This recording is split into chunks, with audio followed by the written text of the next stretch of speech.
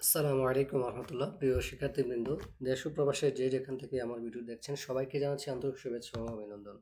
প্রিয় দর্শকবৃন্দ, অনেকেই আমাকে পার্সোনালি নোট দিয়েছেন এবং কমেন্টে করেছেন যে ইরাকে স্কলারশিপের আবেদনের জন্য যে টেকেন ফর্মটা লাগে সেটা কোথায় পাবেন, এ বিষয়ে অনেকেই জানতে চেয়েছেন। তো সেই সুবাদে আজকে ভিডিওটি করা।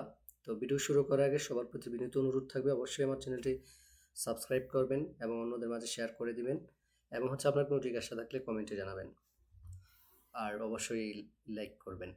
তো আশা করি সবাই আমাকে এভাবে সাপোর্ট করবেন ইনশাআল্লাহ, আর আমিও আপনাদের স্বপ্ন জাগিয়ে রাখার জন্য, আপনাদের সহায়তার জন্য সর্বদা প্রস্তুত আছি আলহামদুলিল্লাহ।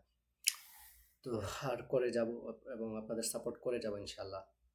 তো প্রিয় শিক্ষার্থীবৃন্দ, আমরা স্টাডি ইন ইরাক যে পোর্টালটি আছে, পোর্টালটিতে প্রবেশ করার পর এই ইন্টারভিউসটি আসবে। দেন দেখেন এখানে অনেকগুলো অপশন আছে: রিসার্চ, ফটোগ্রাফি, দ্য গাইড। এই যে দ্য গাইডে যাব। দ্য গাইডে দেখেন অনেকগুলো অপশন আছে। আমরা নিচের দিকে দেখেন স্টাডি গাইড, অ্যাপ্লিকেশন গাইড। ঠিক আছে, অ্যাপ্লিকেশন গাইডে ক্লিক করব। অ্যাপ্লিকেশন গাইডে ক্লিক করলে দুইটা অপশন আছে, একটা হচ্ছে ডাউনলোড দ্য অ্যাপ্লিকেশন গাইড, আপনি কিভাবে আবেদন করবেন। আর সেকেন্ড হচ্ছে এই যে আপনি আন্ডারটেকেন ফর্ম হচ্ছে নিচেরটা, এই নিচেরটায় আপনি ডাউনলোড দ্য রিটেন প্লেস, এটাতে ক্লিক করতে হবে।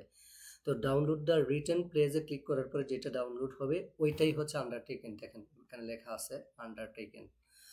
তো আশা করি বুঝতে পেরেছেন। আহ, তো আপনারা যারা ইরাকের স্কলারশিপের জন্য আবেদন করতে চান অবশ্যই করেন।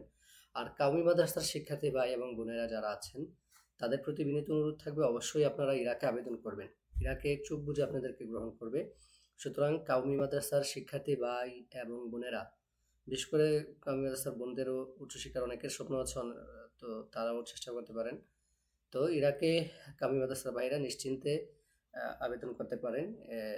ইরাকের রিকোয়ারমেন্ট একদম কম এবং সহজ। তো আশা করি সবাই বুঝতে পেরেছেন। আজ এই পর্যন্তই। পরবর্তী ভিডিওতে অন্য কোনো বিষয় নিয়ে আবার আপনাদের সাথে কথা বলবো এবং আপনাদের সম্মুখে উপস্থিত হবো ইনশাআল্লাহ। সবাই ভালো থাকুন, সুস্থ থাকুন। আসসালামু আলাইকুম রহমতুল্লাহ।